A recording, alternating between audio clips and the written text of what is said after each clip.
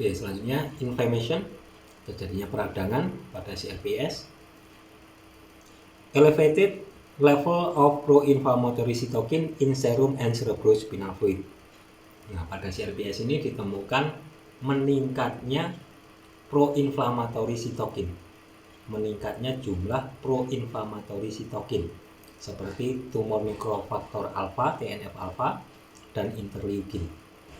Ditemukan meningkat jumlahnya pada pasien CRPS di serum, di darah, dan di cerebrospinal fluid, di cairan cerebrospinal. Kemudian juga ditemukan elevated level of neuropeptide release from peripheral nerve ending. Ditemukan juga pada pasien CRPS ini meningkatnya jumlah neuropeptide seperti bradikinin, histamin, prostaglandin. Ini meningkat pada saraf tepinya, pada akhir dari saraf tepi, di pada sinap pada spinal cord. Ditemukan meningkatnya neuropeptide, bradikinin, histamin, prostaglandin ini meningkat sehingga terjadi sensitisasi. Kemudian the elevated level of inflammatory marker and neuropeptide lead to vasodilation and tissue extravasation. Meningkatnya kedua zat ini, pro-inflammatory dan neuropeptide, ini menyebabkan vasodilatasi pada area tersebut, pelebaran pembuluh darah pada area tersebut, dan terjadi tissue extravasation, yaitu keluarnya cairan dari pembuluh darah menuju ke jaringan sehingga terjadi penumpukan cairan pada jaringan sehingga ditampilkan dengan tanda gejala udem, membengkak, segmennya jadi membengkak. Nah, ini dikatakan sebagai CRPS, trigger neurogenic inflammation. CRPS ini memicu terjadinya neurogenic inflammation, terjadinya gangguan pada saraf nyeri, jadi hipersensitisasi karena adanya inflamasi. Terjadi pain sensitization, jadinya sensitisasi nyeri baik di tingkat perifer dan juga terjadi sensitisasi pada tingkat sentral, pada tingkat pusat. Nah, dikatakan sini sensitization of the peripheral nervous system is triggered by the release of pro-inflammatory marker tumor necrofactor alpha after the initial injury reduce the stimulation threshold. Nah, ternyata pro-inflammatory seperti tumor necrofactor alpha ini akan mengaktifkan second messenger system pada saraf nyeri. Nanti silakan dilihat pada hipersensitisasi.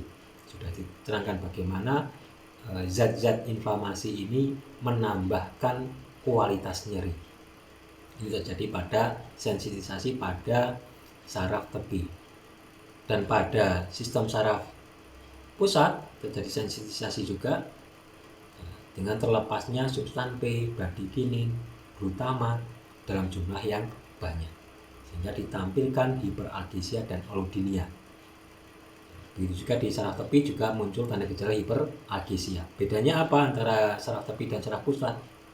Hiperalgesianya, ketika sensitisasinya adalah terjadi pada saraf tepi, tanda gejala hiperalgesianya adalah hiperalgesia primer. Nah, hiperalgesia primer. Nah, sedangkan ketika gangguannya pada saraf pusat terjadi sentral sensitisasi, maka tanda gejala yang ditampilkan adalah hiperalgesia sekunder. Nah, apa itu hiperalgesia primer dan sekunder? Silahkan dilihat lagi di materi sebelumnya pada hipersensitisasi. Kemudian ketika terjadi sensitisasi pada tingkat sentral, maka akan muncul juga tanda gejala allodynia.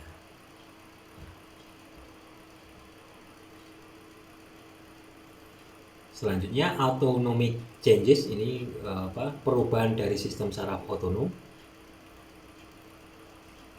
Dikatakan di sini upregulation of sympathetic receptor on nociceptive nerve fiber. Adanya hubungan aktivitas saraf simpatis dengan aktivitas saraf nyeri. Adanya hubungan antara aktivitas saraf simpatis dan aktivitas saraf nyeri. diistilahkan sebagai sympathetic afferent coupling. Saraf simpatis menstimulasi saraf nyeri, sebaliknya saraf nyeri juga akan menstimulasi saraf simpatis. Saling menstimulasi, saling memprovokasi. Nah, dinamakan atau diistilahkan sebagai sympathetic afferent coupling. Nah, selanjutnya, sympathetic hyperactivity leads to increased pain and sympathetic sensitivity of nociceptive nerve. Aktivitas simpatis akan mempengaruhi aktivitas di saraf nyeri. Meningkatnya aktivitas saraf simpatis akan mengakibatkan meningkatnya aktivitas saraf nyeri. Kualitas nyeri akan meningkat. Sebaliknya juga, meningkatnya aktivitas saraf nyeri juga akan semakin meningkatkan aktivitas saraf simpatis. Nah, ini saling memprovokasi. Selanjutnya, local swelling, terjadi pembengkakan lokal pada area regio yang terjadi cedera, yang terjadi CRPS. Mengapa terjadi pembengkakan tadi?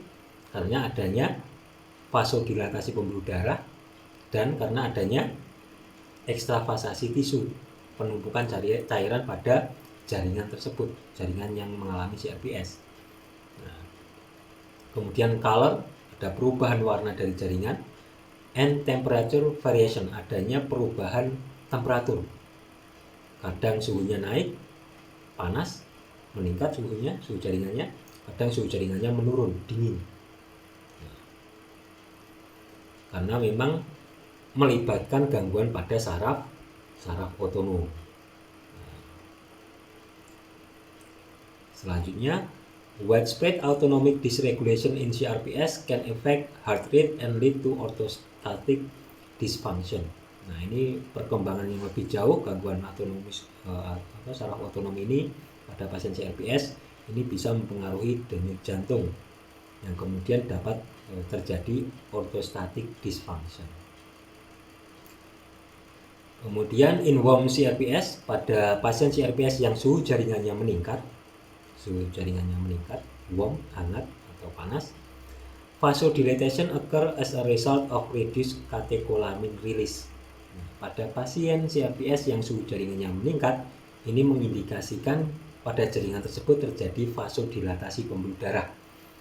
Nah, dikatakan vasodilatasi ini dikarenakan menurunnya katecholamin. Nah, tapi pada intinya pada CRPS yang disertai dengan tanda gejala meningkatnya suhu jaringan, ini mengindikasikan bahwa pada jaringan tersebut pembuluh darahnya dia dilatasi, vasodilatasi. Sedangkan pada pasien CRPS yang menunjukkan tanda gejala suhu jaringannya menurun atau dingin dibandingkan sisi yang sehat, ini kebalikannya, berarti terjadi vasokonstriksi. Karena memang terjadi gangguan pada vasomotor yang dikendalikan oleh saraf otonom. Nah, ini the role of vasomotor dysfunction. Ini saraf otonom dalam mengendalikan pembuluh darah.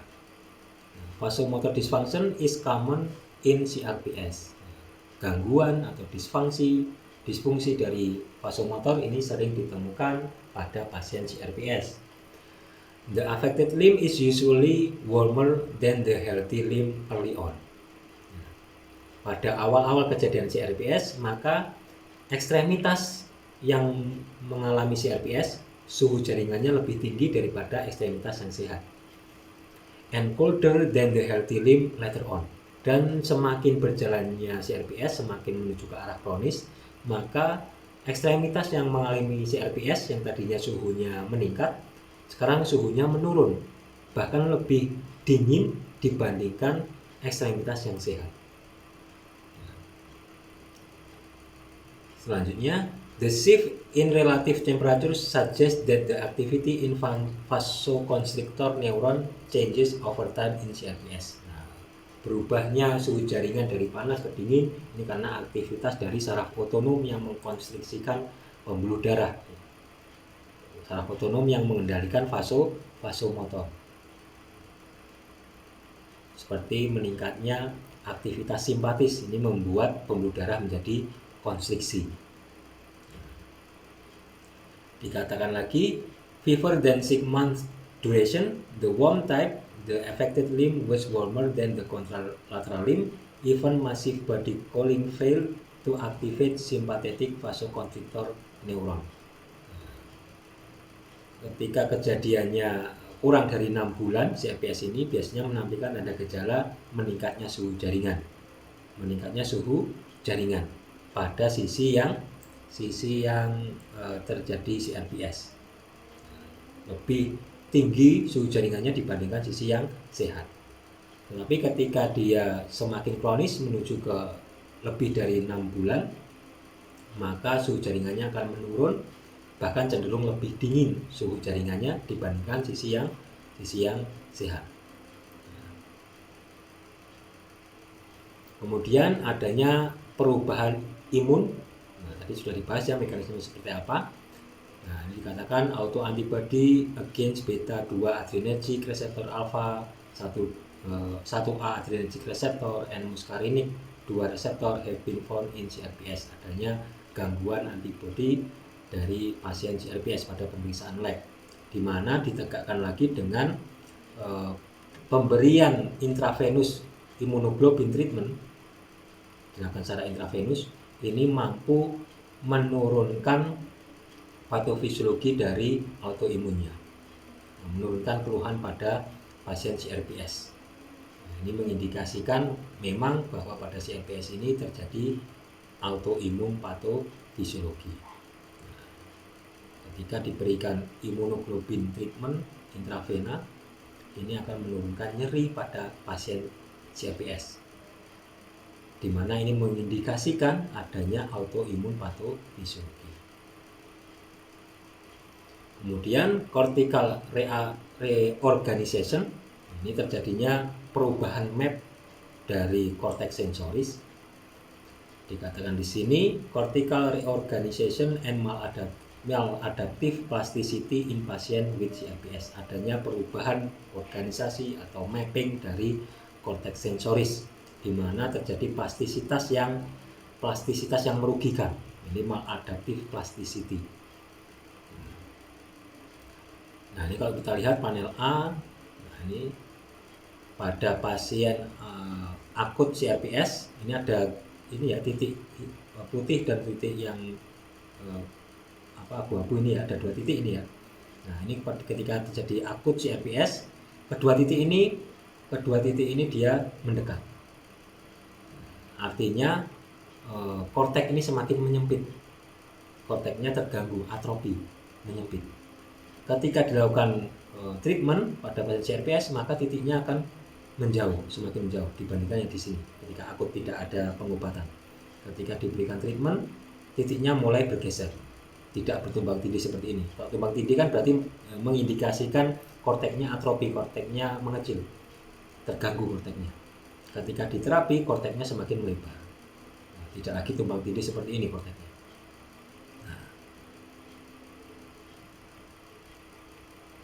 Nah, ketika treatmentnya ini dia berhasil atau memberikan solusi pada pasien CRPS, menurunkan tanda gejala CRPS, maka kortek yang terlihat akan seperti ini, semakin jauh lagi kedua titik ini. Nah, ini artinya korteknya tidak lagi atrofi, korteknya tidak lagi mengkerut, katakanlah. Kalau pada akut sebelum dilakukan treatment, ini kedua titik seakan-akan dia akan bertemu dan akan kolaps. Ini mengindikasikan bahwa korteknya mengkerut atau korteknya atrofi. Ketika diberikan treatment, maka kedua titik ini akan memisah ya, sehingga mengindikasikan korteknya tidak atrofi, mencegah atrofi dari kortek atau mengkerutnya kortek ini berkurang.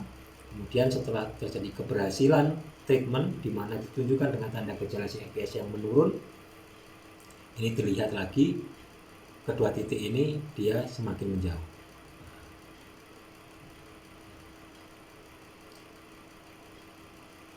Kemudian seperti apa treatmentnya? Treatment yang digunakan pada pasien CRPS ini meliputi gabapentin, ini sering digunakan pada pasien CRPS. Kemudian juga inhibiting alpha 2 delta subunit untuk voltage gate calcium channel. Ini obat-obatan antikonvulsan, antidepresan.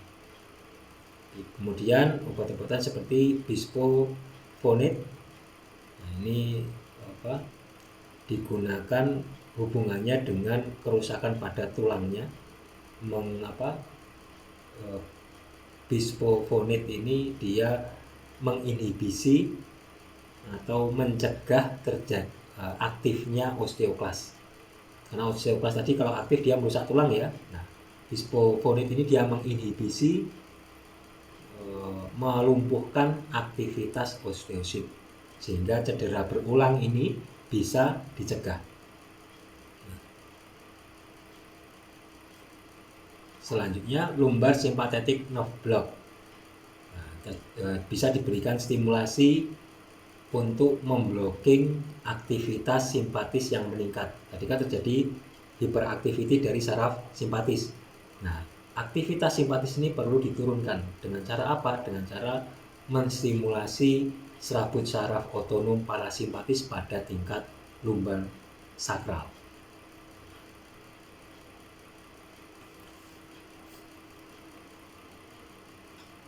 Selanjutnya, stellate ganglion sympathetic block are used for the management of upper extremity symptom of the syndrome.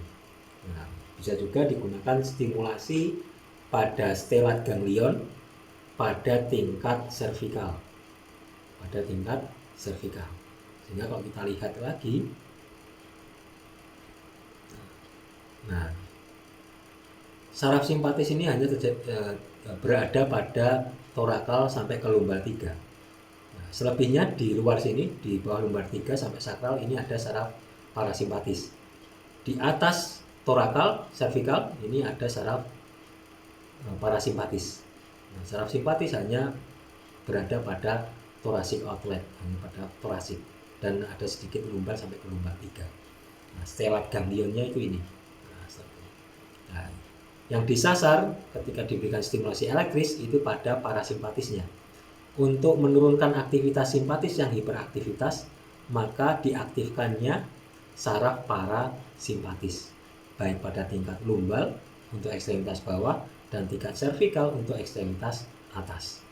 Sehingga pendekatan elektroterapinya tidak menyasar, tidak menstimulasi serabut saraf sensoris atau motoris, tapi menyasar menstimulasi serabut saraf parasimpatis, serabut saraf otonom parasimpatis. Dengan menstimulasi serabut saraf otonom parasimpatis, maka akan menurunkan aktivitas saraf simpatis.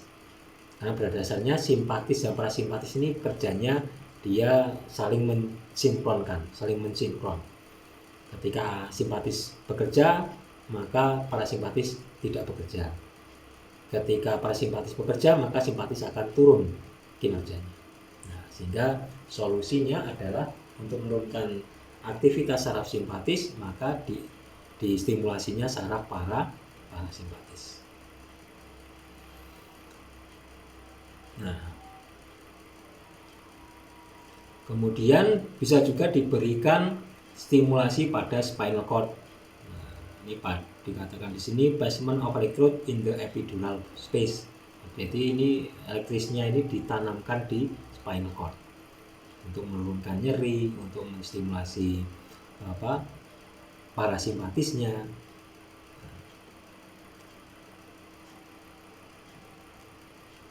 Nah, dengan diberikannya stimulasi elektris, baik itu pada saraf parasimpatis ataupun ditanamkan stimulasi elektris ini pada spinal cord, ini akan memberikan efek inhibition of nociceptive neural conduction, akan menginhibisi, akan memblokir informasi nyeri yang dibawa oleh saraf nyeri.